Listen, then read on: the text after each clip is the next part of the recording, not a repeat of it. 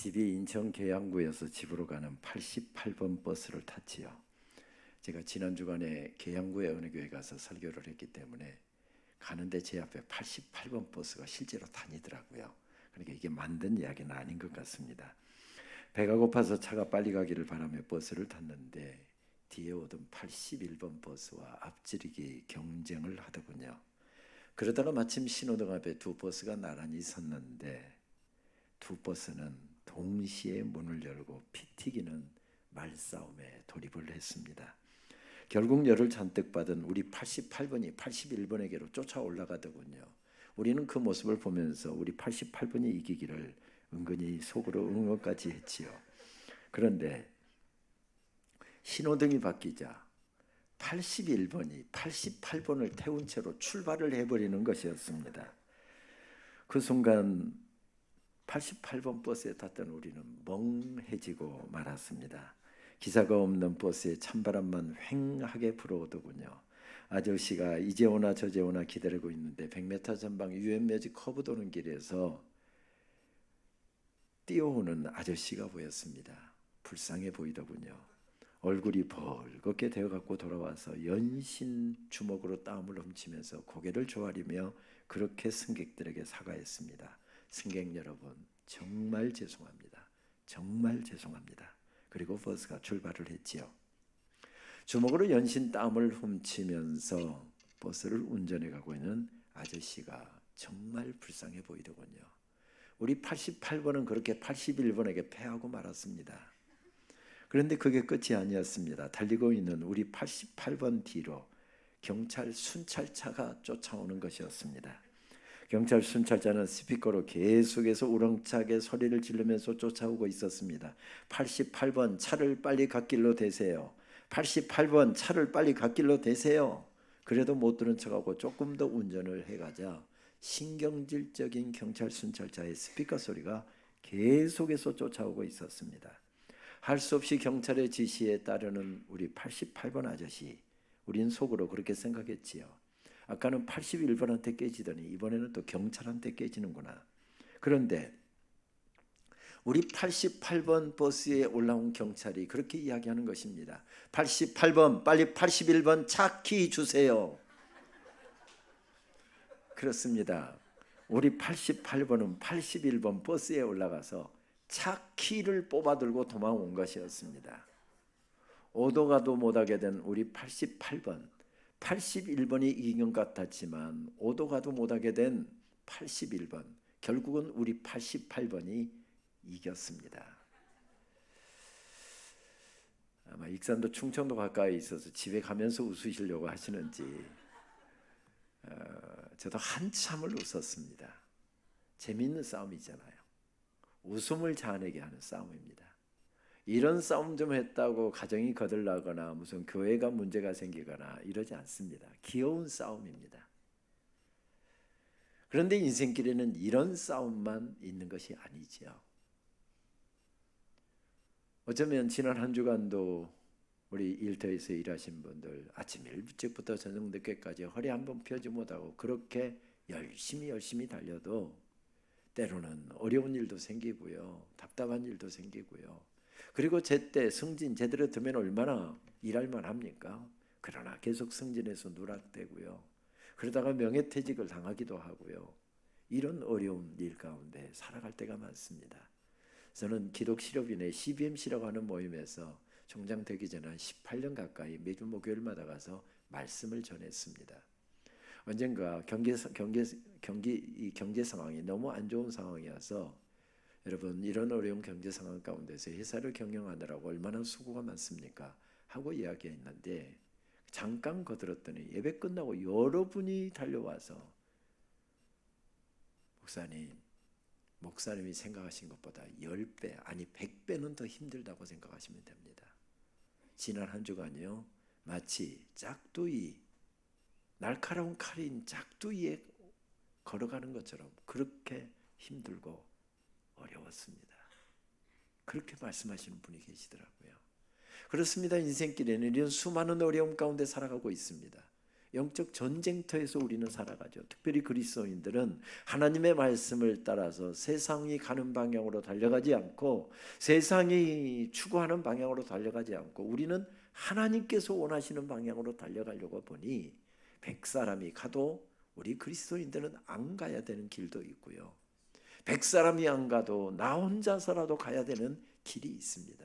그래서 그리스도인으로 산다라고 하는 것은 이런 수많은 세상의 어려운 문제뿐만 아니라 영적인 전쟁터에서 오는 어려움의 문제까지 해서 우리는 그것들에 둘러싸여 살아갑니다.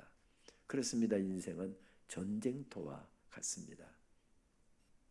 오늘 예루살렘 성 다윗 왕이 예루살렘 왕궁의 왕이 되어 서 있습니다마는 오늘 오전에도 말씀드렸으나 그는 지금은 왕이 되어 서 있었으나 잠깐 뒤로 돌아가 보면 수많은 어려운 전쟁터에서 살아야 했습니다.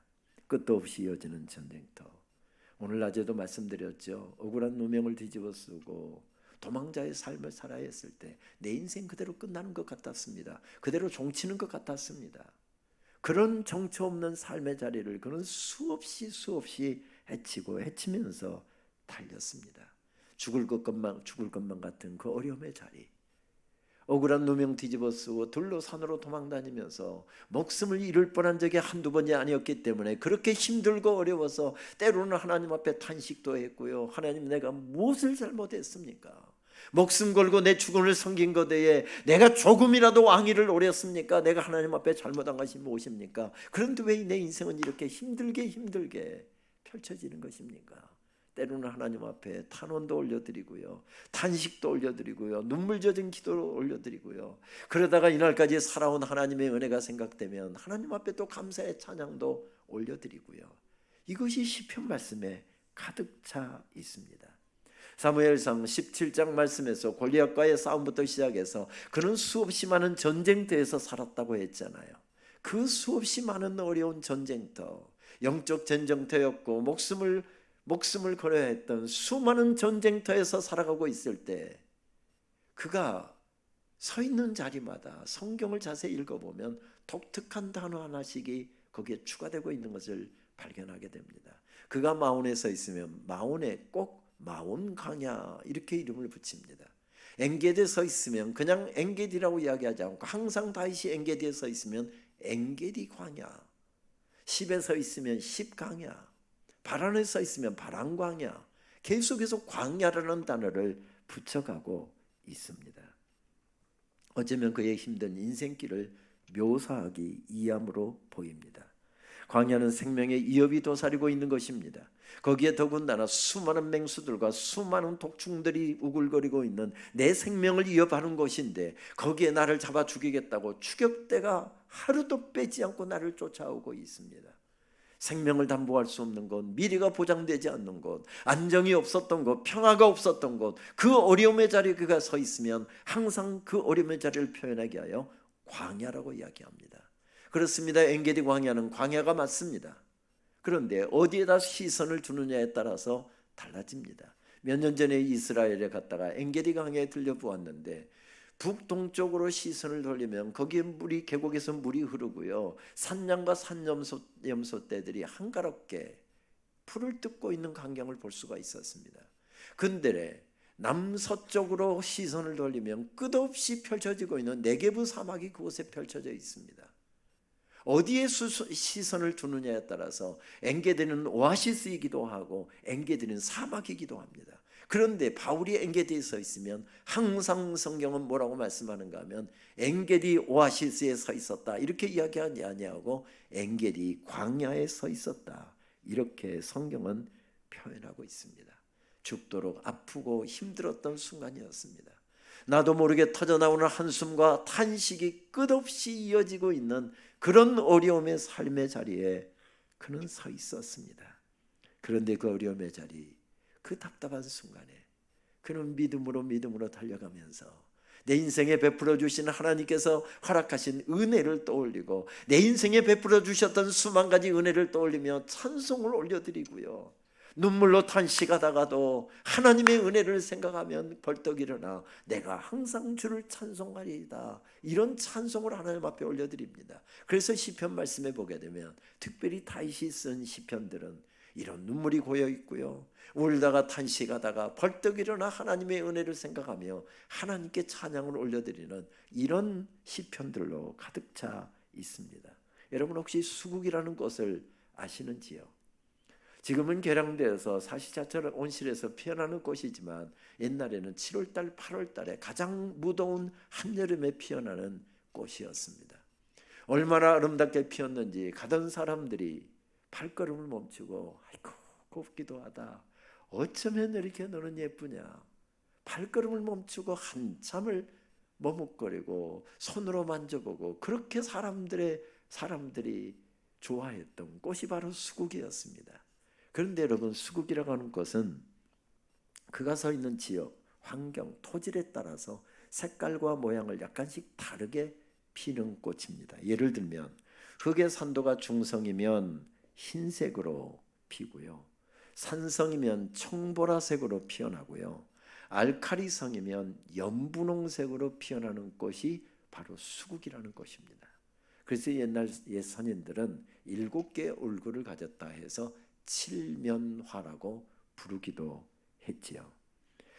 다윗에 대한 말씀을 묵상하다 보면 문득 이문재 시인의 수국이라는 시가 떠오릅니다. 이런 내용의 시입니다. 여름날은 혁혁하였다. 오래된 마음자리 마르자 꽃이 번근다. 꽃 속의 꽃들 속에 꽃이 피어나자 꽃송이가 열린다. 나무 전체가 부풀어 오른다. 마음자리에서 마음들이 훌훌 자리를 털고 일어난다. 16의 달빛으로 저마다 길을 밝히며 마음들이 떠난다. 떠난 자리에서 뿌리들이 정돈하고 있다. 꽃은 빛의 그늘이다. 이렇게 표현합니다. 무슨 이야기입니까? 그 힘든 여름날에 뿌리를 깊게 내리고 죽을 힘을 다해서 꽃을 피워냈답니다. 얼마나 예쁜지 얼마나 아름다운지 사람들이 지나가지를 못하고 그곳에서 너는 어쩌면 이렇게 아름답게 꽃을 피웠냐, 모두가 다 그 꽃에 대해서 찬사를 합니다. 보람이 있었습니다. 고생한 보람이 있었습니다. 그런데 16의 달빛이 지나갔다는 이야기입니까? 한 보름 정도 지나가고 나니까 그렇게 죽을 힘을 다해서 꽃을 피웠는데 그 꽃이 시들더랍니다. 무슨 이야기죠? 실망할 수 있는 자리, 낙담할 수 있는 자리에 서 있었다는 이야기지요.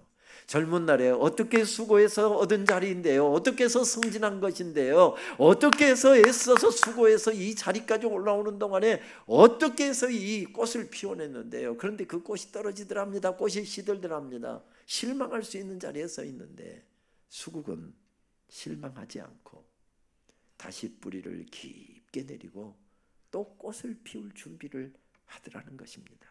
모두가 떠난 자리, 다 꽃이 지고 떠난 자리에서 수국은 다시 꽃을 피우기 위하여 그 무더운 여름날 뿌리를 다시 깊게 내리고 정돈을 하더라는 것입니다.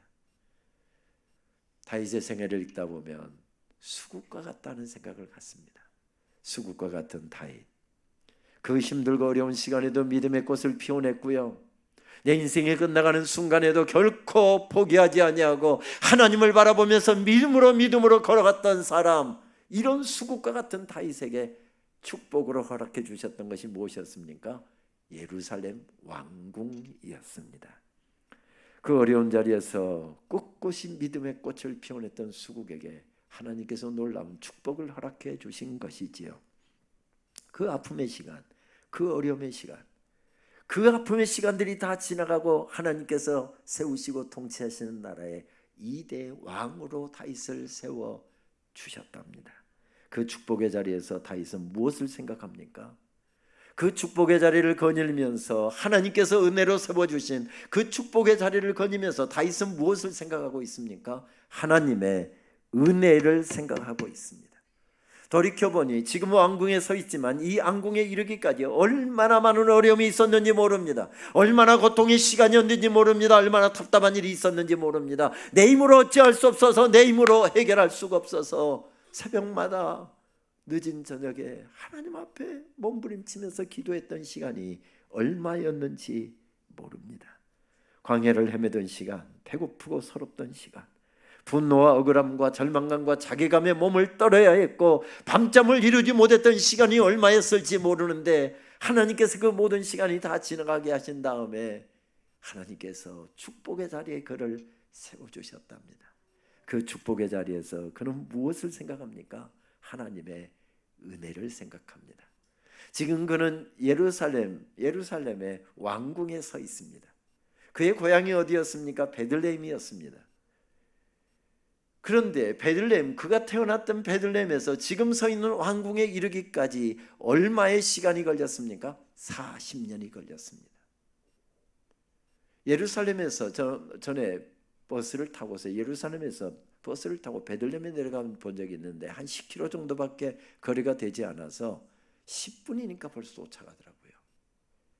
걸어서 가도 장정이 2시간이면 넉넉히 이룰 수 있는 거리가 베들레헴, 그의 고향에서 예루살렘까지 거리인데 얼마나 길이 험하고 얼마나 길이 굽어졌고 얼마나 답답한 일들이 많았는지 40년이 걸렸답니다. 하나님의 특별한 은혜가 아니었다고 한다면 목동이었던 그가 어떻게 왕이 될 수 있었습니까? 왕이 될 수 없었습니다. 그는 왕의 혈통에서 태어난 사람이 아닙니다. 그러므로 그는 결단코 아무리 그가 노력한다 할지라도 그곳에 이룰 수 없는 사람이었는데 하나님께서 은혜를 베풀어 주시니 그가 지금 예루살렘 왕궁에 서 있습니다. 그 축복의 자리에서 혹시 찬송을 했다고 한다면 무슨 찬송을 했을까요? 혹시 이런 찬송 하지 않았을까요? 내 평생 살아온 길 뒤돌아보니 짧은 내 인생길 오직 주의 은혜라. 내 평생 살아온 길 뒤돌아보니 짧은 내 인생길 오직 주의 은혜라. 주의 은혜라. 주의 은혜라. 내 평생 살아온 길 주의 은혜라. 주의 은혜라. 다함이 없는 사랑. 달려갈 길 모두 마친 후 주 얼굴 뵐 때 나는 공로 없도다 오직 주의 은혜라. 우리 앞부분을 우리 목사님께서 찬양을 해주시겠습니다. 내 평생 살아온 길 뒤돌아보니 짧은 내 인생길 오직 주의 은혜라. 내 평생 살아온 길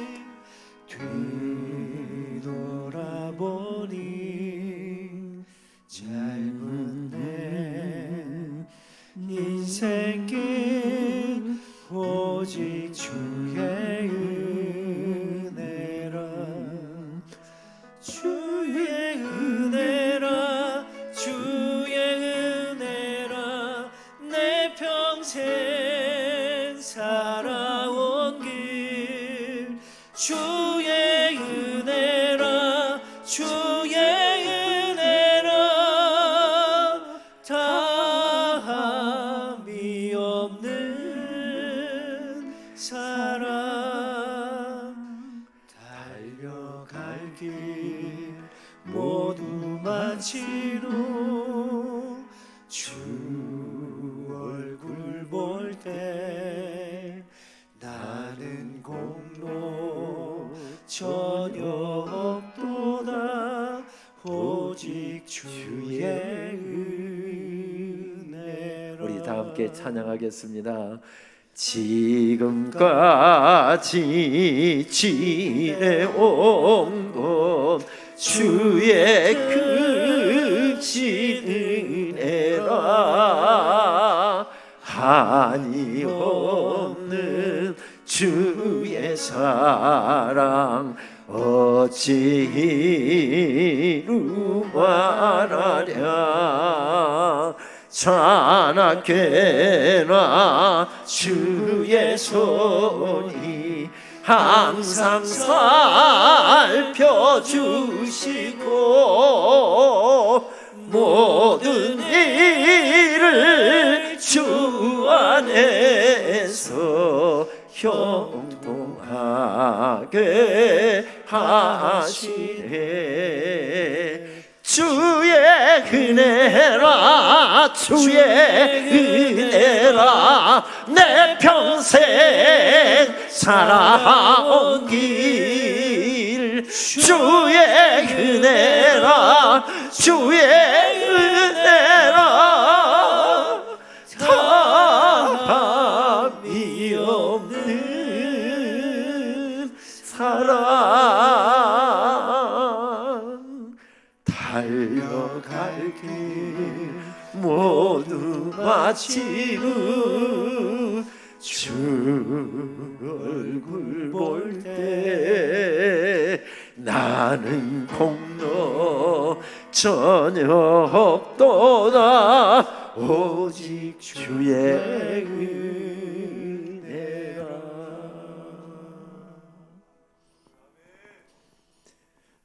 하나님께서 세워주신 축복의 자리를 거닐면서 여기까지 내 인생을 인도하신 분, 내 힘으로는 도무지 이룰 수 없는 곳인데 그곳에 우뚝 세워주셨을 때 그가 하나님 앞에 드렸던 고백은 이런 고백이었고 이런 찬양이었을 것입니다. 시편 116편이 말씀하는 것처럼 여호와께서 내게 주신 은혜를 무엇으로 다 보답할까? 바로 이 고백이었던 것이지요.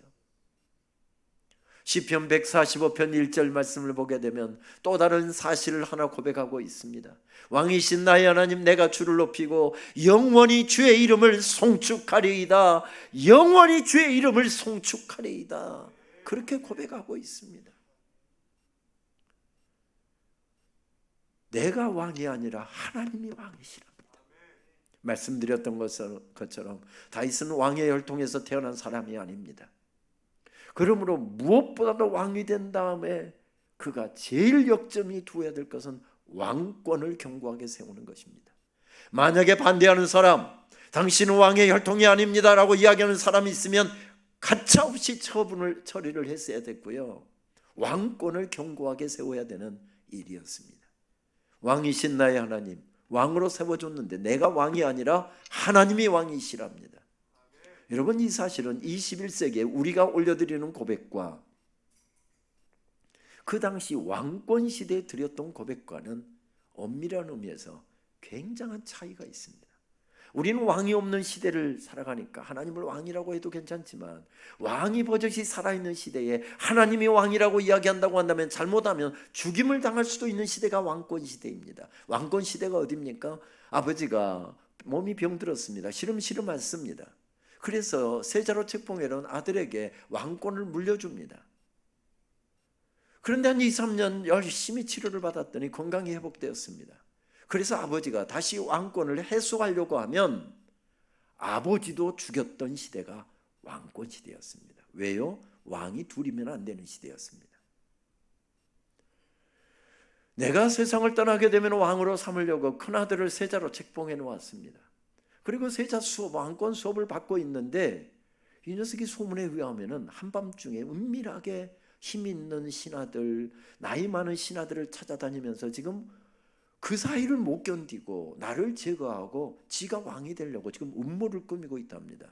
그러면 아들이라도 죽였던 시대가 왕권 시대였습니다. 영조가 왜 그의 아들 사도세자를 뒤주에 가둬갖고 죽였습니까? 노론 신하들이 사도세자가 지금 왕권을 노리고 있다, 이런 거짓된 정보로 왕의 길을 어둡게 하니까 그의 아들을, 친아들을 뒤주에 가둬서 죽이던 시대가 왕권 시대였습니다. 그러니까 왕이신 하나님이라고 하는 고백은 얼마나 마음 깊은 고백, 은혜를 받은 사람이 하나님의 은혜가 아니면 나는 결단코 여기에 이룰 수가 없었습니다, 이런 고백으로 충만했기 때문에 이런 고백을 하나님께 올려드린 것이지요. 조선시대에 한 왕이 영의정 한 명을 동반하고서 민정시찰에 나섰답니다. 당연히 평민복장으로 변복을 했겠지요. 저 뒤에 변복을 역시 한 호위무사가 두서너 명 뒤따르지 않은 것은 아니었지만 하루 종일 영의정하고 저작거리를 다니면서 백성들이 사는 모습도 보고 민심도 살폈습니다. 하루 종일 그렇게 돌아다니다 보니까 해가 니역니역 져갑니다. 민심을 살피기가 제일 좋은 게 주막이잖아요. 그래서 백성들 먹는 음식도 맛보고 민심도 살피기 위해서 주막에 들어가서 백성들이 즐겨 먹는 국밥 한 그릇을 시켜놓고 밥이 나오기를 기다리고 있었답니다. 근데 영의정이 벽에 써있는 무슨 글씨를 하나 딱 보더니 얼굴이 딱 굳어지면서 왕에게 가까이 와서 귓속말로 이렇게 속삭입니다. 전하, 큰일 났사옵니다. 들켰사옵니다. 그게 무슨 소린가 하고 물었더니 영의정이 대답 대신에 저기 벽에 써있는 글귀를 가리키는데 보니까 벽에는 이런 글귀가 써있더랍니다. 손님은 왕이다. 다윗은 지금 누가 우연히 써붙여놓은 그 글귀를 보고 하나님이 내 인생의 왕이십니다, 그런 고백을 하고 있었던 것이 아니었습니다. 살아온 인생길에 어려움도 있었고 답답한 일도 있었고 내 힘으로 이룰 수 없는 어려움도 있었는데 돌이켜보니 하나님의 은혜가 아니면 여기에 도무지 서 있을 수가 없습니다. 하나님의 은혜가 아니면 설명을 할 수가 없습니다.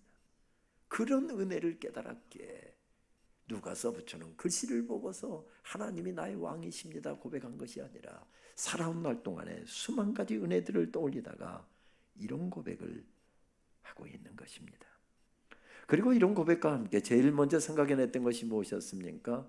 하나님의 임재의 상징인 법궤를 왕궁에 모셔드리는 일이었습니다.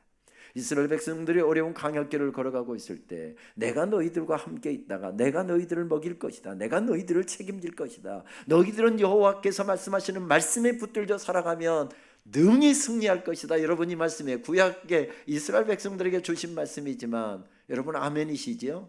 아멘입니다.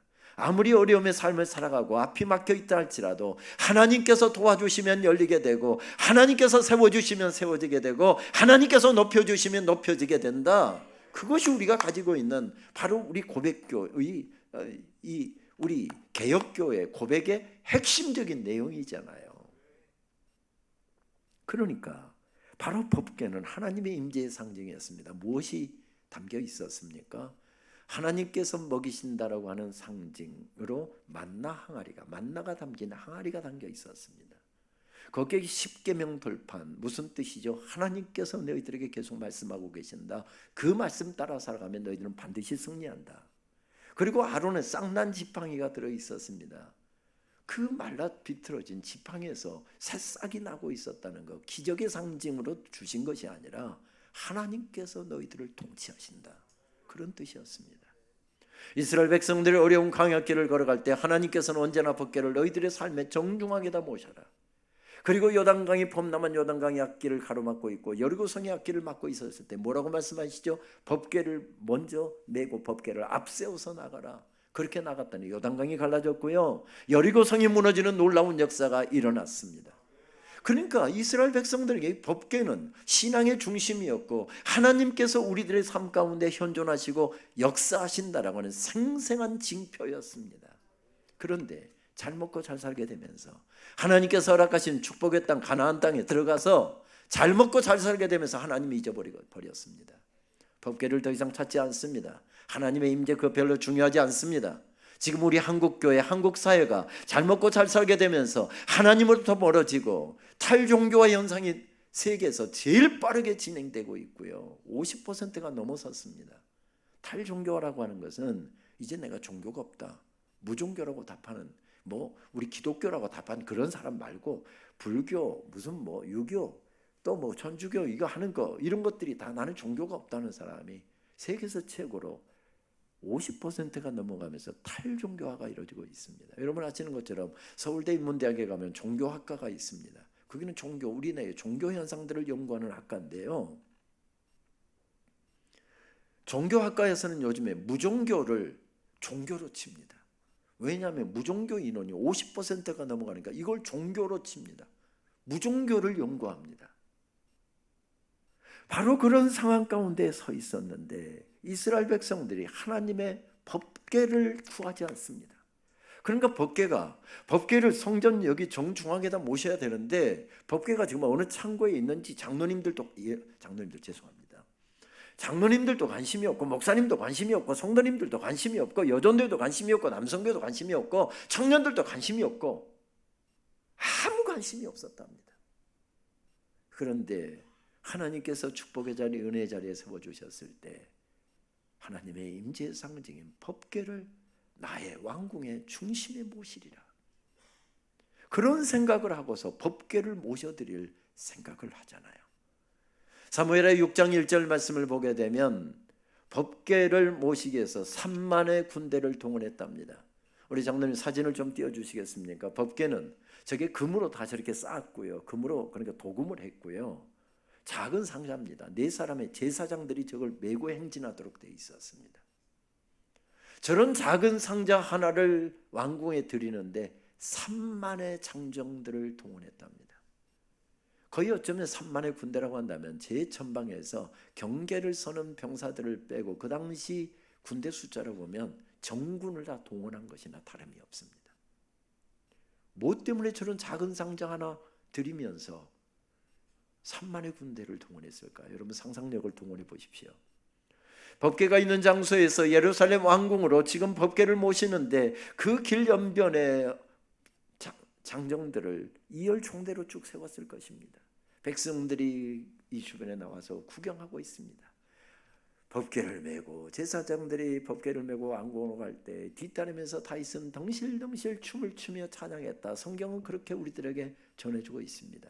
3만의 군대는 폼나라고 세웠던 것일까요? 왕이 가니까 3만의 군대는 동원해야 되니까 세웠던 것일까요? 아니었을 것입니다.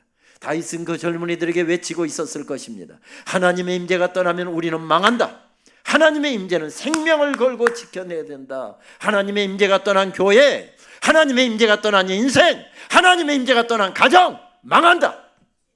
임재는 생명을 걸고 지켜내야 된다. 우리가 세상을 떠나더라도 우리 장로님들, 우리가 세상 떠나더라도 청년들에게 너희들이 이 교회를 지키고 이 예배 신앙을 지키고 하나님 섬기는 이 고요한 신앙을 지켜내야 된다. 그런 외침을 마치 다윗이 이 젊은이들에게 하고 있었던 것이지요. 그리고 생각해낸 것이 무엇이었습니까? 오늘 사무엘하 7장에 나오는 성전 짓는 일을 계획합니다. 법궤를 모실 성전을 지어야 되겠다. 오랫동안 기도했습니다. 오랫동안 준비했습니다. 모든 준비가 다 마쳤을 때에 그는 영적 멘토였던 나단 선지자를 불러서 이런 계획을 처음으로 이야기를 합니다. 나단 선지자가 얼마나 기뻐하던지요. 전하, 어떻게 그렇게 귀한 생각을 다 하셨습니까? 어떻게 주님 기뻐하실 그런 아름다운 생각을 다 하셨습니까? 전하, 주님께서 정말 기뻐하실 일입니다. 준비가 다 되었다니 내일 당장 책임자를 세워서 내일 바로 우리 기공식을 하고 바로 건축에 우리 진입하십시다. 나단 선지자가 얼마나 좋아하고 기뻐하던지 어쩌면 다윗도 흥분이 되어서 그날 저녁 밤잠을 이루지 못했을지 모릅니다. 이 중차대한 사역을 앞두고 나단 선지자도 밤새워 기도했던 것 같습니다. 밤중에 하나님께서 나단 선지자에게 임하여서 말씀을 주셨답니다. 동이 트자 그 하나님께서 주신 말씀을 가지고 새벽같이 나단 선지자가 입궁을 합니다. 그리고 왕에게 성전 못 짓는다고 하나님께서 말씀하셨다고 그 말씀을 전하고 있습니다. 말씀드렸던 것처럼 다윗은 왕의 혈통에서 태어난 사람이 아니기 때문에 왕권을 든든하게 세운 일이 가장 중요한 일이었습니다. 이게 나쁜 일도 아니고 하나님 앞에 무슨 죄를 범하는 일도 아니고 하나님의 성전을 짓겠다는데 왕이 짓겠다면 짓지 당신이 뭔데 하니 못하니 나불거리고 있어. 그건 무시해버리고요. 왕이 계획한 것은 추진해야만이 왕권이 섭니다. 한 사람이 반대한다고 할 것 안 할 수 있습니까? 그런데 나단 선지자를 통해서 전해오는 하나님의 말씀은 중요했습니다. 이렇게 거절하는 말씀이 들려옵니다. 내가 나를 위하여 집을 세우겠느냐? 내가 나를 위하여 집을 세우는 것이 아니라 내가 너를 위하여 집을 세우고 있다. 여기에 형성한 왕궁은 내가 세운 것이 아니라 내가 세웠다. 내 노력으로 내 능력으로 지금 내가 그 자리에 서 있는 것이 아니라 내가 너를 거기에 세웠다. 내가 만약에 집을 세우고 있으면 사람들은 내가 하고 있는 일에는 무관심하고 내가 하는 일에 관심을 기울일 것이다. 내 사랑하는 아들아, 온 백성이 내게 집중하게 하여라. 이것이 거절하신 내용이었습니다. 아무리 이렇게 좋은 말로 미화를 해도요, 신학자들은 이런 것들을 해석해 갖고 뭐 좋은 신학적인 사변으로 이건 막 채색을 해도요, 거절하신 것은 거절하신 것입니다. 하나님의 말씀이 계속해서 이렇게 들려옵니다. 잊어버려라. 내가 너를 위해서 집을 세워줄 것이다.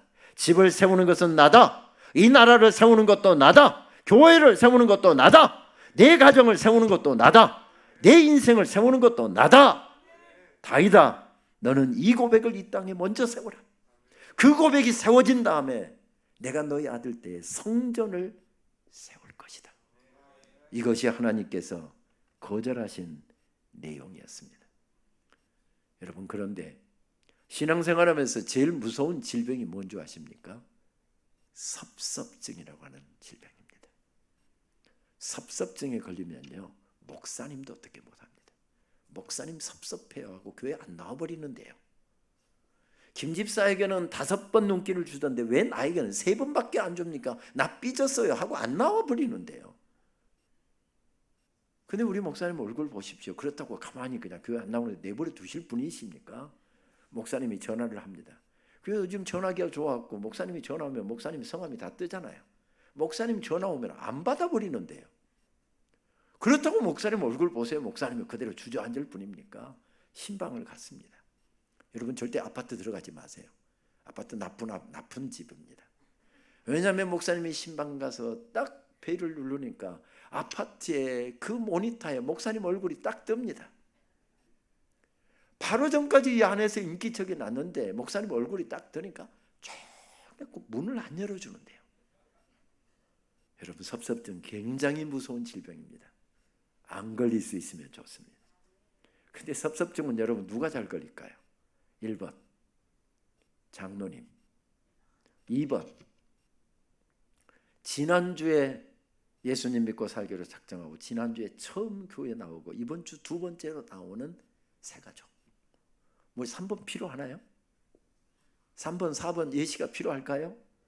1번하고 2번 누가 섭섭증에 잘 걸릴까요? 아니, 장로님이라고 2번이라고 하지 마시고 누가 잘 걸릴까요? 1번입니다. 장로님들 큰일 났습니다. 장로님들이 섭섭증 잘 걸린다네요. 새신자들은 섭섭증 안 걸린대요. 장로님들 큰일 났습니다. 맞습니다. 장로님들이 섭섭증 잘 걸립니다. 우리 오늘 저녁에도 처음 나오신 귀한 분들이, 귀한 어르신들이 계셔서 정말 감사합니다. 교회 참 편안한 곳인데요, 처음 교회 오시면 앉아 있어도 불안하고 서 있어도 불안하고 누가 뭐 줘도 불안하고 목사님이 다정하게 해줘도 불안하고 그냥 앉으나 서나 불안합니다.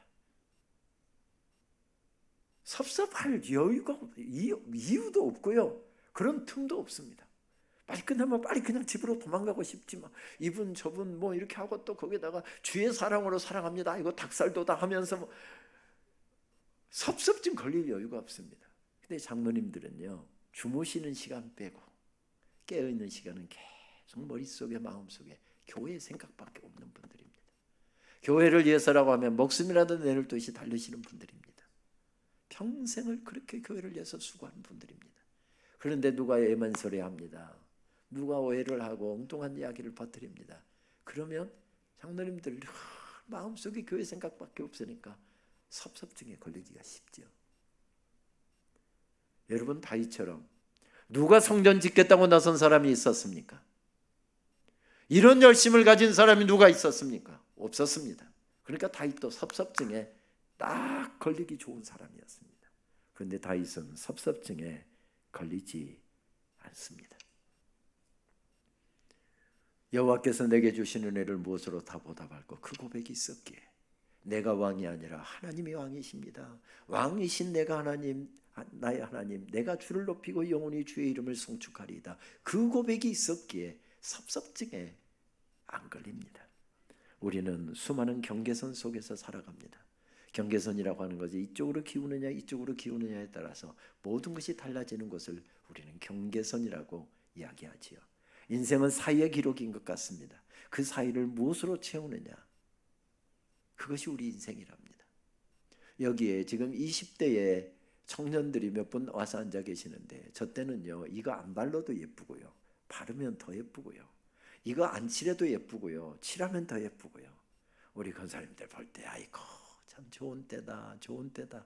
나도 저런 때가 있었는데 저분들이 지금 아침 9시에서 10시 사이를 살고 있으니까 그냥 이리 보아도 예쁘고 저리 보아도 예쁘고, 교회에서 찬양하면 찬양해서 예쁘고, 찬양 안 하고 앞에 앉아 있으면 안 해도 예쁘고, 그냥 예쁜 시절입니다. 맞죠? 그런데 이제 결혼하고 첫 아이 낳고 이렇게 뭐 허둥지둥 살고 있으면 이제 10시에서 11시 사이가 됩니다.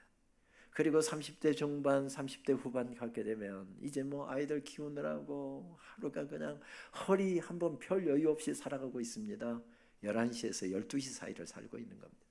그러다가 잘 나가는 중년의 때가 되고 나면 12시에서 1시 사이가 되고, 40대 중반 지나가면 1시에서 2시 사이가 되고, 계속하면 기분 나쁠 텐데 계속 할까요? 말씀드리지 않아도 내가 지금 어떤 사이를 살고 있는지 우리 다 잘 알고 있습니다. 그 사이를 무엇으로 채우느냐, 그만큼이 우리 인생이랍니다.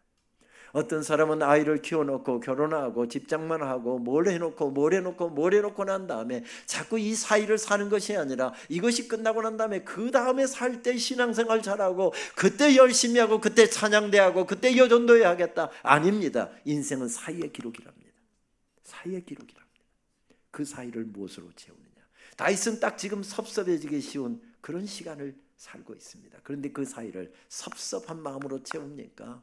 분노로 채웁니까? 한숨으로 채웁니까? 억울함으로 채웁니까? 아닙니다. 왕이신 나의 하나님, 내가 주를 높이고 영원히 주의 이름을 송축하리이다.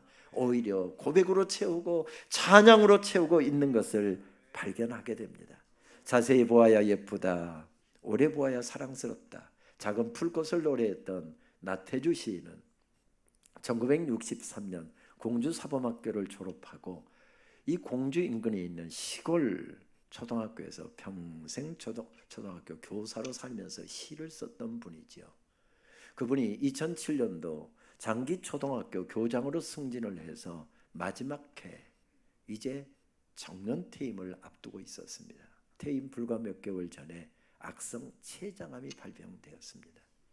그의 책을 읽다 보면 6개월 동안은 생사의 갈림길에서 왔다 갔다 했고요. 3개월 동안은 중환자실과 일반 병실을 계속 오가며 살았고요. 한 달 동안은 아무것도 먹지를 못하고 살았고요.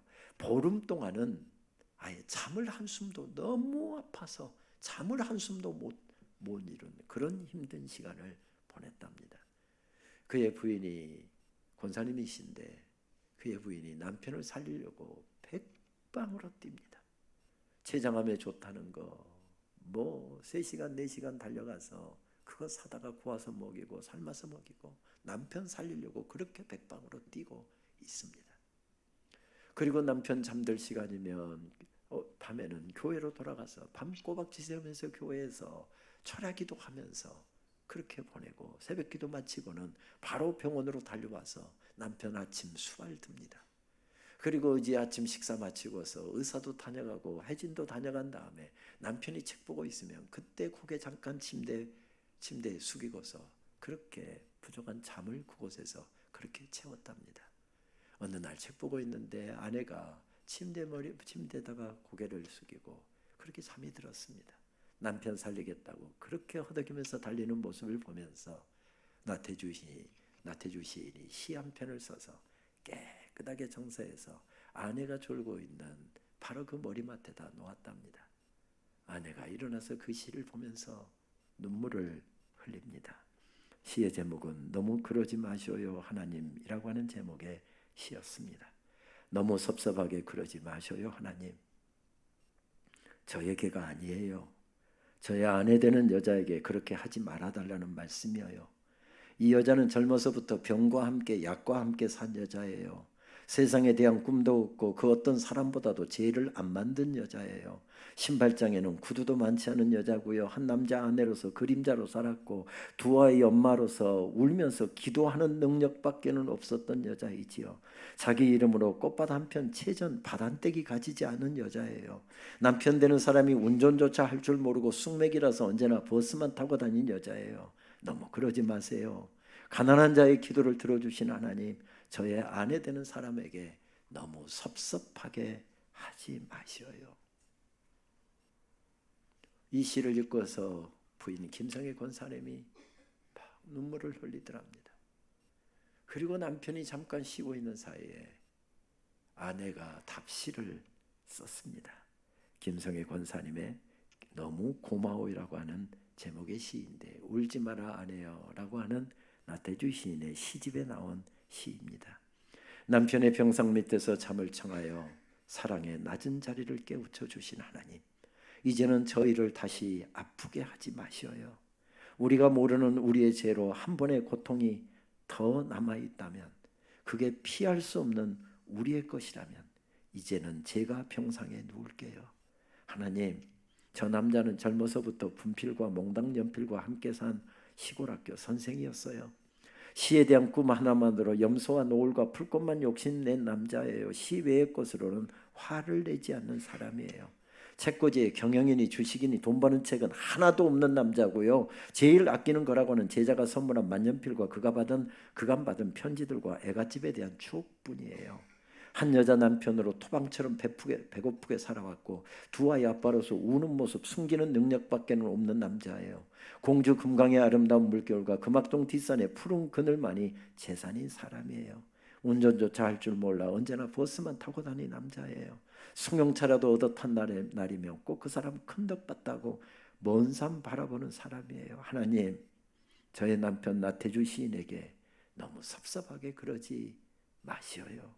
좀만 시간을 더 주시면 아름다운 시로 당신 사랑을 꼭 갚을 사람이에요. 죽음의 문턱에서 원망으로 채울 수 있는 시간이었잖아요. 하나님, 시골학교 선생으로 살고 교장으로 살면서 이제 은퇴하고 아내하고 처음으로 외국 여행도 가고 맛있는 것도 좀 먹으러 가고, 그게 그렇게 배 아프셨어요. 그래서 저에게 췌장암이 걸리게 하신 거예요. 하나님, 원망할 수 있는 시간이었잖아요. 근데 원망으로 채우지 않습니다. 서로를 위한 사랑으로 채우고 하나님께 향한 기도로 채우고 있는 것을 발견하게 됩니다. 그렇습니다. 우리도 매일매일 경계선에서 살아갑니다. 원망하는 쪽으로 기울일 것인지, 내 인생에 허락하셨던 수만 가지 은혜를 떠올리면서 감사로 기울여질 것인지, 우리도 경계선에서 살아갑니다. 다윗도 그날 경계선에 서 있었습니다. 여호와께서 내게 주신 은혜를 무엇으로 다 보답할까? 그러니 그곳이 천국이 되고 행복한 자리가 되고 있습니다. 그렇습니다. 은혜를 받은 사람은 그냥 살지 않습니다. 아니, 그냥 살 수가 없습니다. 주님이 기뻐하시는 것을 가슴에 담고 살고 있는 것이지요. 우리 오늘 이번에 처음 교회 나오신 분들, 아이고, 예수 믿는 저 사람은 왜 나를 저렇게 교회 데리고 가려고 할까? 때로는 귀찮으셨지요. 또 어떤 경우에는 너무 내게 사랑을 베풀어주고 관심을 베풀어주니까, 아이고, 저 사람 내가 미안해서 교회 한 번은 가줘야 되겠다 하는 마음으로 오신 분들도 계시지요. 왜 예수 믿는 사람은 그렇게 교회로 사람들을 끌어들이려고 하는지 이해가 안 되시기도 하셨죠. 왜 그러냐 하면요, 예수 믿어야만 첫날 말씀드렸던 것처럼 이 땅의 삶이 전부가 아니라 이 땅의 삶을 마쳤을 때 영원한 천국으로까지 가는 하나님의 자녀가 되는 특권을 허락해 주셨기 때문에 그렇습니다. 그 좋은 것을 봤으니까. 여러분, 시장에 어느 집에서 싸게 팔고 회사 그 가게 시작한 지 10년 됐다고 막 물건이 반값입니다. 여러분 혼자만 많이 사고 말 거예요? 옆에 사람에게 동성, 그 무슨 가게 있잖아, 그 무슨 상해 가니까 오늘 완전히 반값 치더라고. 빨리 가봐, 물건 떨어지기 전에. 좋은 소식이 있으면은 알려주고 싶잖아요. 그런 마음인 겁니다. 그런 마음 때문에, 이것이 생명의 길이기 때문에 생명의 길을 걸어가도록, 나만 혼자 알고 있을 수가 없어서 그런 것입니다. 잘 오셨습니다. 내일도 오시면 더 좋겠습니다. 또 우리 집회 때는 조금 설교도 긴데 그 긴 설교 참아내시고 계속해서 예배 나와주셔서 얼마나 감사한지 모르겠습니다. 부디 바라기는 교회 나오는 거 이것이 중요한 것이 아니라 예수님을 나의 구주로 영접하고 남은 생에 예수님 섬기시고 영원한 생명 누리시는 축복이 우리 새로 오신 새 가족들에게 꼭 넘쳐날 수 있으면 좋겠습니다. 왜 이분들이 그런가 하면 그것이 주님 기뻐하시는 일이기 때문에 그렇습니다. 그래서 그 일을 열심히 하는 겁니다. 그렇습니다. 은혜 받은 사람은 그냥 살아갈 수가 없습니다. 주님 기뻐하시는 것을 가슴에 품을 수밖에 없습니다. 언젠가 박노해 시인이 현장 보도사진 한 장을 보고서 쓴 시가 있습니다. 저전등산화라고 하는 시입니다. 이런 내용이 있습니다. 언젠가 어떤 사진 한 장을 보고 얼어붙은 묵상에 잠긴 적이 있었습니다. 등산화를 가슴에 꼭 끌어안은 채 얼어 죽은 등반대에 처절한 죽음을 기록한 한 장의 사진이었습니다. 산 사람들은 얼음 산정을 향해 오르다 텐트를 치고 잠을 잘 때 젖은 등산화를 가슴에 꼭 품고 잠을 청합니다. 그래야 다음날 아침 뽀송뽀송한 상태로 또 걸을 수 있기 때문입니다. 산 사람 박인식, 얼음산에서 머리카락도 수염도 허옇게 얼어붙은 얼굴로 하나같이 등산화를 가슴에 꼭 끌어안고 나란히 얼어 죽어간 등반대원들의 모습, 장엄한 순교자의 모습으로 다가온 그 현장 보도사진 한 장이 많은 시간이 지난 지금도 문득문득 떠오르곤 합니다. 지금 우리도 저마다 어딘가를 향해 오르고 있고 그 길에서 죽어갑니다. 내일, 또 내일 아침이면 우리도 죽어 있을 것입니다. 나 무엇을 가슴에 꼭 끌어안고 얼어 죽을 텐가? 등산을 하는 사람들에게 필수적인 품목입니다. 등산화 없으면 절대 산 못 오릅니다. 특히 높은 산을 올 때는 편한 등산화, 좋은 등산화가 없으면 절대 높은 산 못 오릅니다. 더군다나 얼음산은 등산화가 없으면 거의 산을 오른다는 것이 불가능합니다. 근데 하루 종일 얼음산을 오르다 보니까 다 등산화가 젖어 있습니다. 지금 영하의 기온입니다. 해가 떨어져서 이곳에서 수경을 하루 저녁 하고 계속 등산을 하려고 하는데 밖에가 전부 다 영하의 날씨입니다. 이거 얼어붙어 버리면 내일 아침에 등산 바로 못합니다. 그래서 잠자리에 들면서 전부 다 침낭 안에 들어가면서 등산화를 말리기 위해서 가슴에 꼭 끌어안고 전부 다 잠자리에 들었답니다.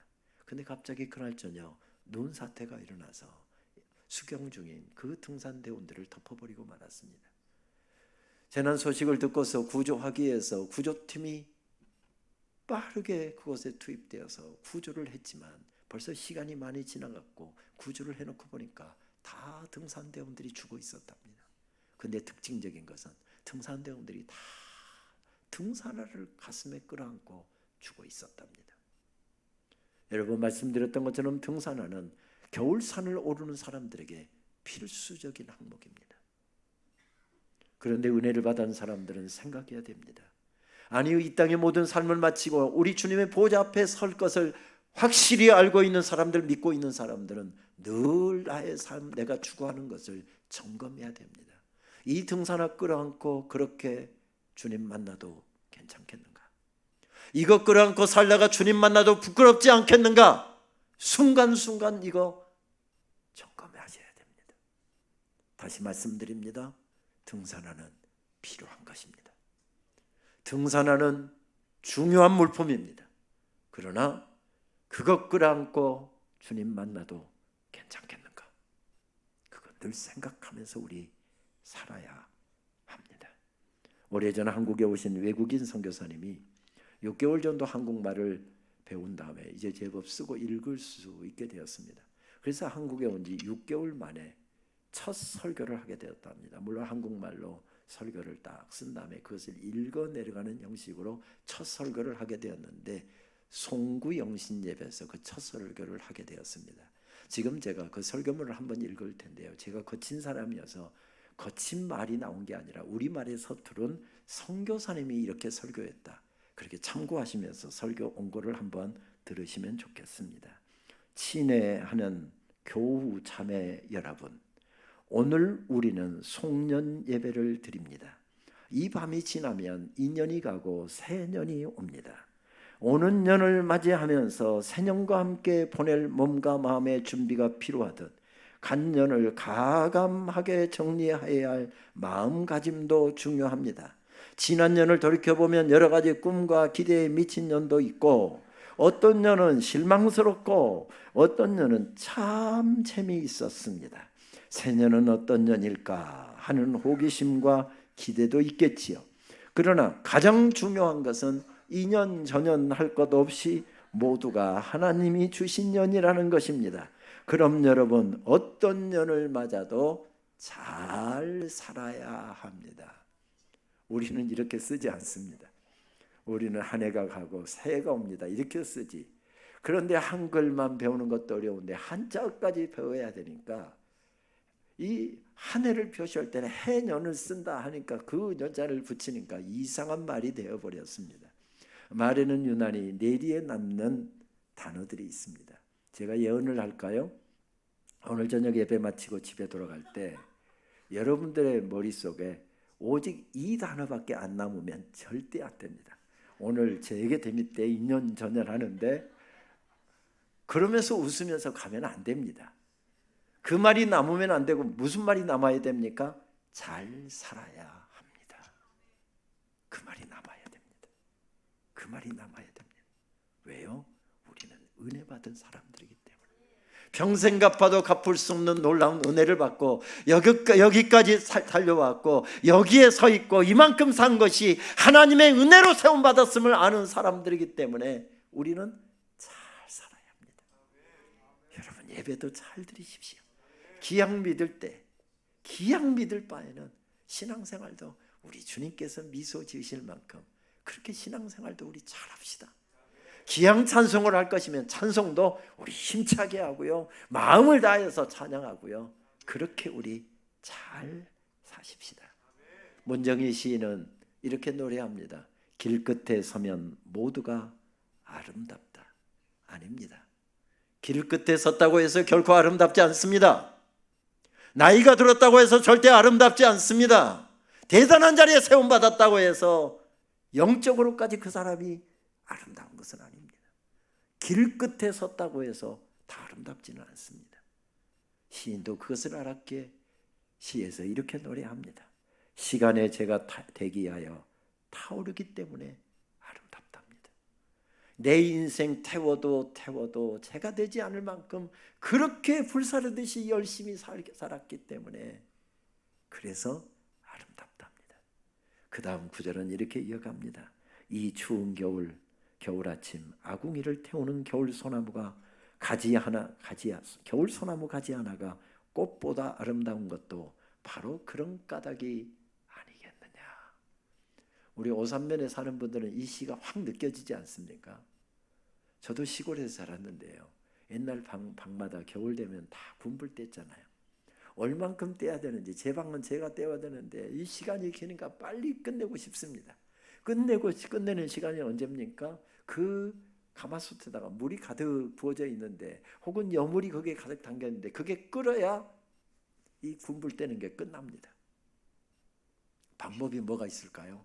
생솔나무 가지를 막 아궁이에 쑤셔 넣는 겁니다. 생솔나무가 얼마나 연기가 많이 납니까? 눈물개나 흘렸습니다. 근데 생솔나무에 불이 붙으면요, 얼마나 화력이 좋은지 그렇게 물이 빨리 끓습니다. 문정희 시인은 그래서 이렇게 이야기합니다. 이 추운 겨울 아침 아궁이를 태우는 겨울 소나무 가지 하나가 꽃보다 아름다운 것도 바로 그런 까닭이 아니겠느냐. 누구 눈에서 눈물 쏟아지게 만들고 누구 가슴에 못질하고 말 한마디로 누구의 생책이 드러내고 너무 힘들어서 예수 믿고 살겠다고 하는데 그냥 사시눈으로 짜려보고 또 생책이 내고 긁고 험담하고 뒷담화하고 이래서 마음의 교회도 다닐 곳이 못 되구나. 그렇게 다른 사람 가슴에 흠집내고 아프게 하는 사람이 아름다운 것이 아니라 말 한마디라도 하나님의 놀라운 구원의 진리를 이분이 잘 깨닫도록 말 한마디도 따뜻하게 부드럽게, 그때 아름다워진답니다. 누군가의 아궁이를 따뜻하게 하고 누군가의 인생을 그렇게 격려하고 그때 아름다워진답니다. 문정희 씨는 계속해서 이렇게 이야기합니다. 세상에 뿌리 하나 내려두고 사는 일이라면 먼 이별 앞에 두고 타오르지 않는 것이 어디 있겠느냐. 우리 주님을 위해서 남은 생에 우리 타오릅시다. 예배를 위해서 타오르고 기도를 위해서 타오르고 더 뜨거운 열정으로 우리가 타오를 때 교회도 아름다워지고 우리 자녀들도 아름다워지고 우리 가정도 아름다워지게 될 줄 믿습니다. 85년 11월 하순, 저는 장로회 신학대학교 신대원 3학년 졸업반이었습니다. 임지를 위해서 11월 하순 임지를 위해서 기도하고 있었지만 아직 임지가 결정된 것은 없었습니다. 저는 서울의 어느 교회 고등부 교육전도사를 그때 하고 있었습니다. 하루 종일 쪼그리고 앉아서 주일날 고등부 아이들에게 전할 말씀을 준비하고 있었습니다. 말씀을 준비하다가 하루 종일 쪼그리고 앉아서 말씀을 준비하다 보니 이제 좀 몸도 풀고 좀 쉬었다 하려고 일어나서 라디오를 켜서 기독교 방송인지 극동 방송인지 그 방송의 채널을 맞추고 있었습니다. 근데 딱 채널이 맞추는데 거기서 찬송이 나오는데 처음 듣는 찬양이었습니다. 근데 얼마나 첫 가사부터 제 가슴을 치던지, 옛날에 카세트테이프에 테이프 있으면 녹음 버튼을 누르면 방송에 있는 게 그대로 녹음되지요. 여기에 테이프에 있는 노래는 다 지워지고 거기에 더 씌워집니다. 그럼 이 테이프 버리는 겁니다. 그런데 무슨 테이프인지도 모르고, 요즘 같으면 찬송 가사 제목 조금만 알고 가사 일부분만 알아도 인터넷 검색 다 해서 다 들어볼 수 있고 악보도 구할 수 있잖아요. 옛날에는 그건 놓쳐버리면 악보도 흔하던 때가 아니고요, 무슨 찬양인지도 모르니까 찬양을 놓치고 싶지 않아서 이 테이프 다시 한번 사지하고 녹음 버튼을 눌렀습니다.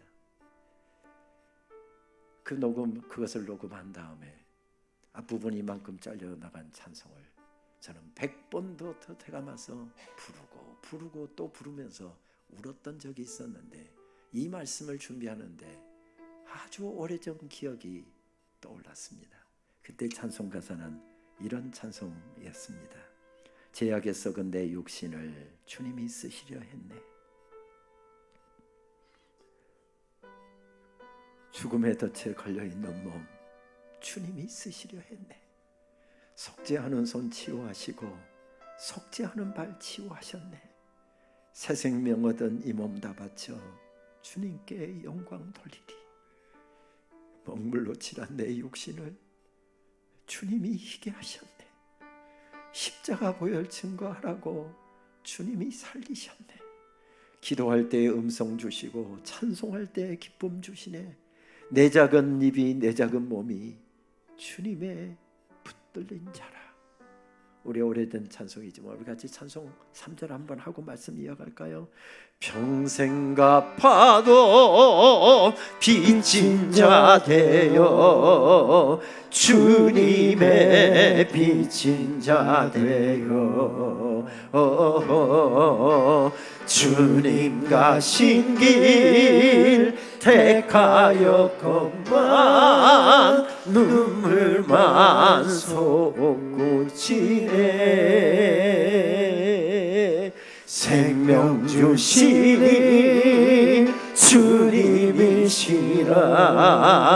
능력 주시니 주님이시라.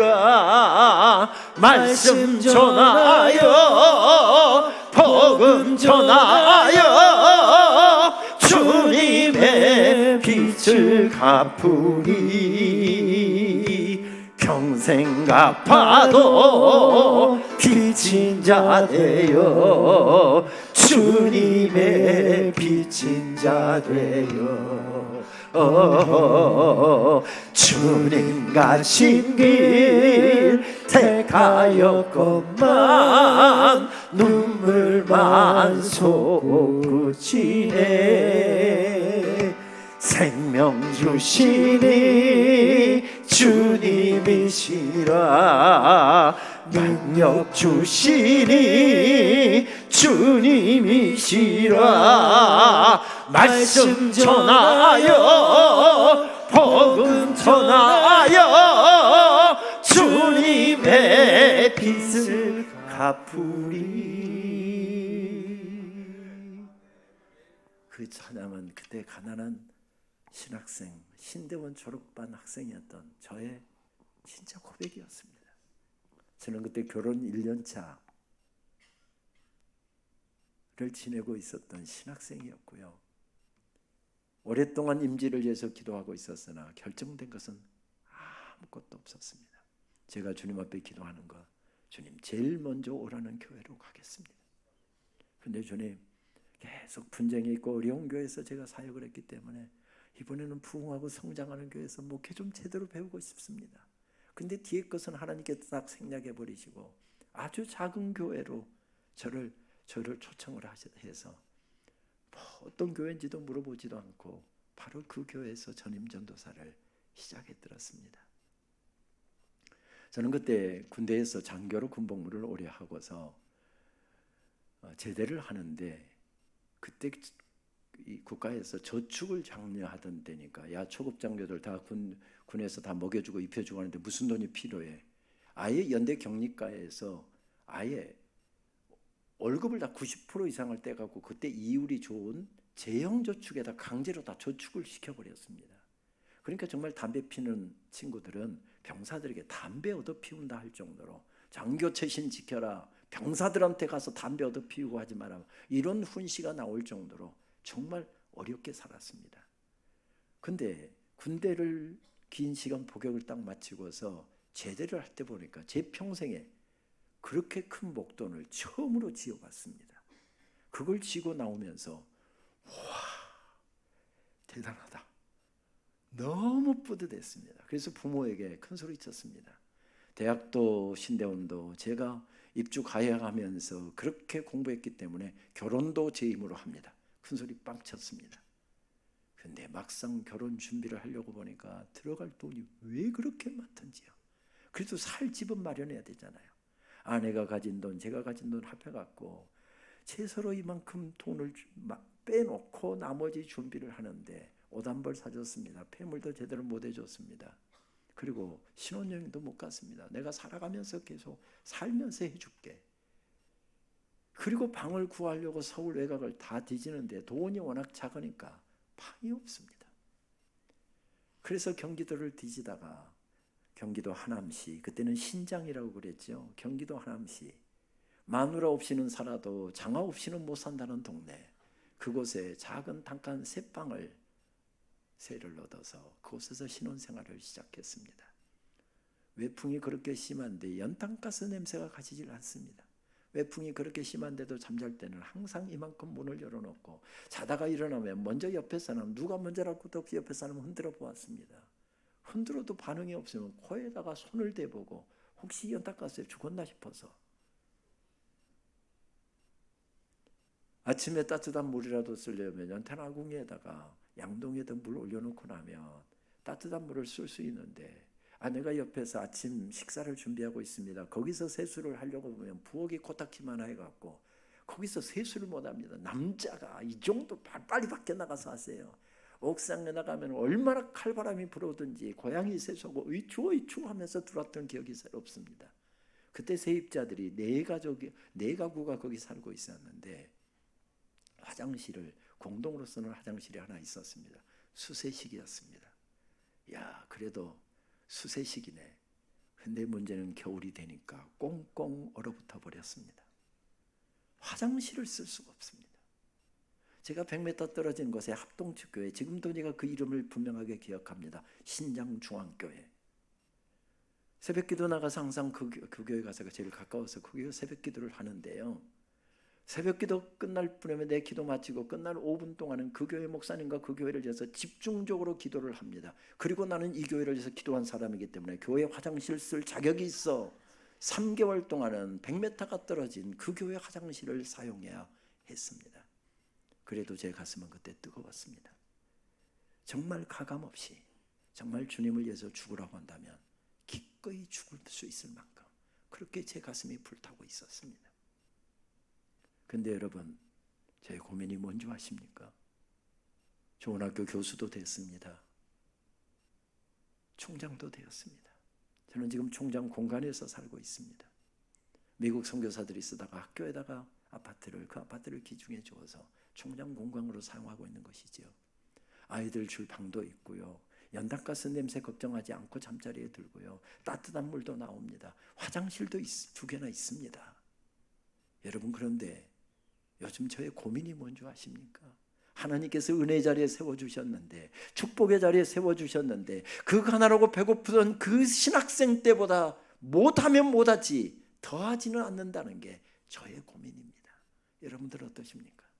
가난하고 어렵고 힘들 때, 그때는 내 기도가 불타오르고 있었고, 내 찬양 부르다 보면 언제나 눈물이 아니면 찬양을 끝낼 수가 없었고, 예배 때마다 주님 도와주시지 않으시면 내가 살 수가 없나이다. 얼마나 간절함으로 예배했는지 모르는데 이제 모든 문제 다 해결되었습니다. 잘 먹고 잘 살게 되었습니다. 승진도 했습니다. 월급도 올랐습니다. 자녀들도 잘 됐습니다. 모든 것 다 잘 되고 있는데, 그 가난하고 배고프던 시절에 그 뜨거웠던 예배가 사라졌고, 찬송이 사라졌고, 기도가 다 사라져버렸고, 이제는 냉랭함만 남아있다고 한다면 이번 집회 기간 동안 저와 함께 고민하십시다.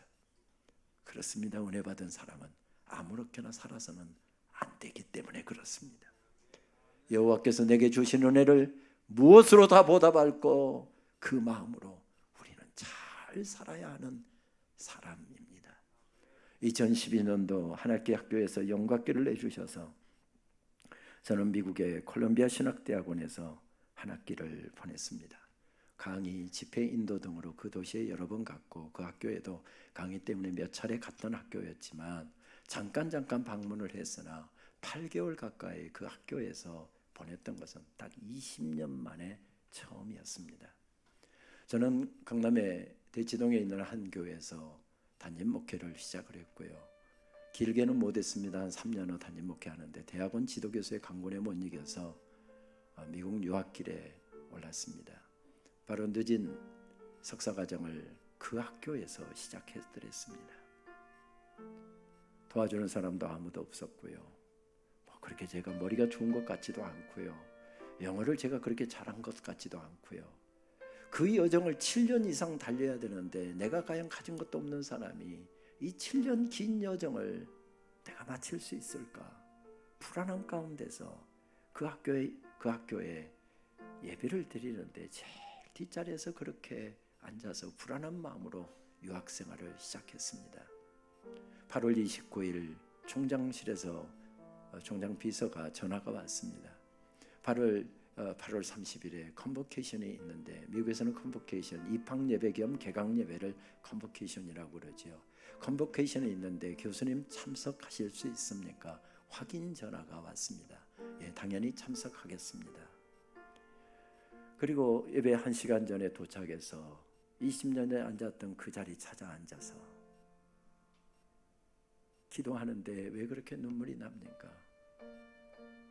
하나님 감사합니다. 감사합니다. 감사합니다. 주마등처럼 20년의 세월이 스쳐 지나가면서 하나님께 감사 기도를 드리고 있는데, 예배 시간이 가까우니까 학생들도 한두 사람 들어오기 시작하고 직원들도 들어오기 시작했습니다.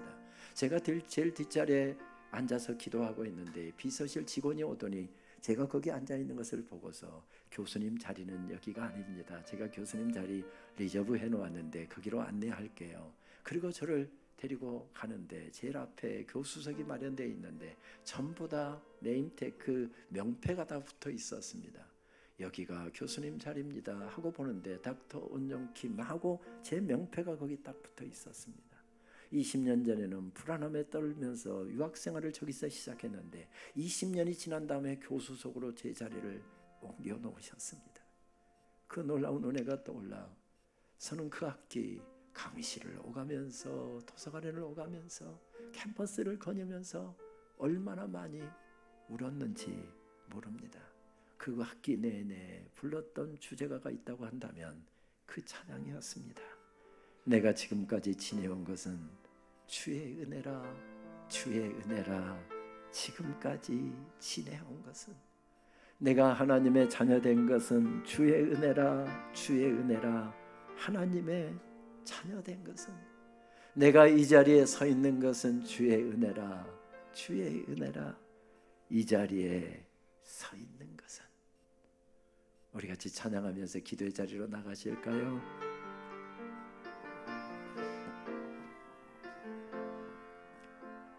내가 지금까지 지내온 것은 주의 은혜라, 주의 은혜라. 지금까지 지내온 것은, 내가 하나님의 자녀된 것은, 내가 하나님의 자녀된 것은 주의 은혜라 주의 은혜라 하나님의 자녀 된 것은 주의 은혜라 주의 은혜라 주의 은혜라 하나님의 자녀 된 것은 주의 은혜라 주의 은혜라 하나님의 자녀 된 것은 우리 다 함께 일어서시겠습니다.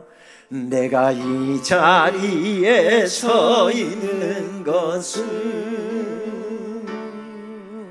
주의 은혜라 주의 은혜라 이 자리에 서 있는 것은 내가 이 자리에 서 있는 것은 내가 이 자리에 서 있는 것은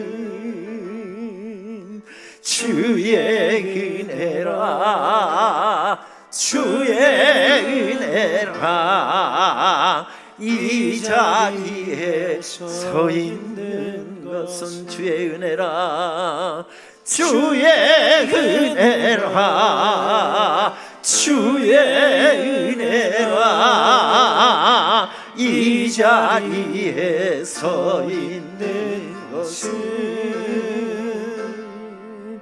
주의 은혜라 주의 은혜라 이 자리에 서 있는 것은 우리 함께 손 한번 드실까요?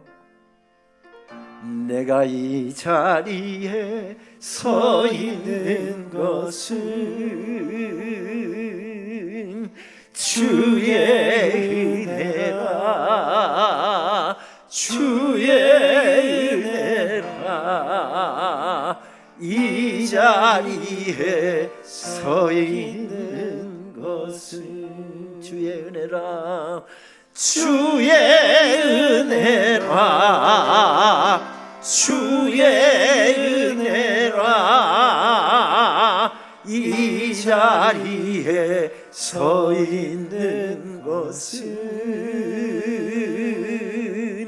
주의 은혜라 주의 은혜라 이 자리에 서 있는 것은 손을 드신 채로 살아날 동안에 받았던 수만 가지 은혜들 주의 은혜가 아니면 이 자리에 서 있을 수 없고 여기까지 달려올 수 없었고 주의 은혜가 아니면 그 어려움의 시간 헤쳐나올 수도 없었을 내 인생에 베풀어 주신 수만 가지 은혜들을 떠올리십시다. 그 은혜를 아는 사람만 잘 살 수 있습니다. 그 은혜를 깨닫는 사람만 남은 인생 허덕이지 않고 믿음으로 달려갈 수 있습니다. 주여 은혜로 살았습니다. 하늘 은혜 앞에서 춤추는 다윗처럼 나의 남은 생에도 하나님의 은혜 감격하여 여호와께서 내게 주신 은혜를 무엇으로 다 보답할꼬 춤추는 인생 되게 하여 주옵소서. 예배하다가 춤추고 찬양하다가 춤추고 주의 일하다가 춤추고 춤추는 인생 주님 때문에 행복한 인생 활짝활짝 펼쳐지게 하여 주옵소서.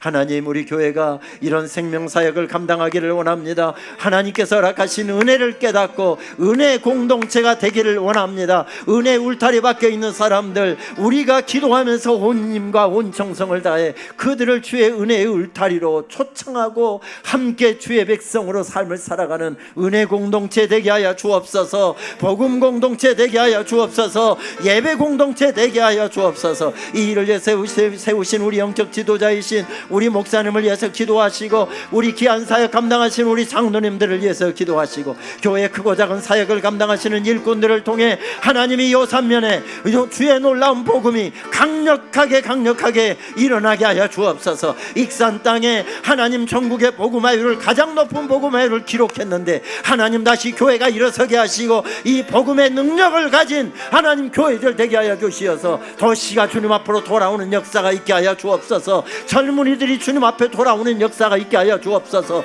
우리 시간 통성으로 함께 기도하겠습니다. 아버지 하나님 감사합니다. 늦은 시간까지 함께 말씀 받고 통성으로 함께 결단하면서 기도합니다. 주의 은혜로 여기까지 달려왔습니다. 주의 은혜가 아니면 여기에 서 있을 수 없고 주의 은혜가 아니면 이날까지 달려올 수 없었던 인생, 아버지 하나님 주의 은혜에 감사 감격하며 남은 인생길 걸어가게 하시고 여호와께서 내게 주시는 을 무엇으로 다 보답할고 춤추는 인생 되게 하여 주옵소서. 이 놀라운 사역을 감당할 아버지 하나님 우리 아버지 하나님 교회가 하나님 송악교회가 지난 90년 동안 감당한 이 복음 사명을 더 능력 있게 감당하여 주님을 모르고 사랑하는 오산면에 익산시에 속해 있는 모든 무십 명들이 주님 앞에 나와 함께 은혜 공동체를 이루게 하시옵시고 예배 공동체를 이루게 하시고 하나님의 놀라운 축복 공동체를 이룰 수 있도록 주여 역사하여 주시옵소서. 여호와께서 내게 주시는 은혜를 무엇으로라도 보답하고 주여 은혜 받은 자로 살아가겠습니다. 잘 살아야 되겠습니다.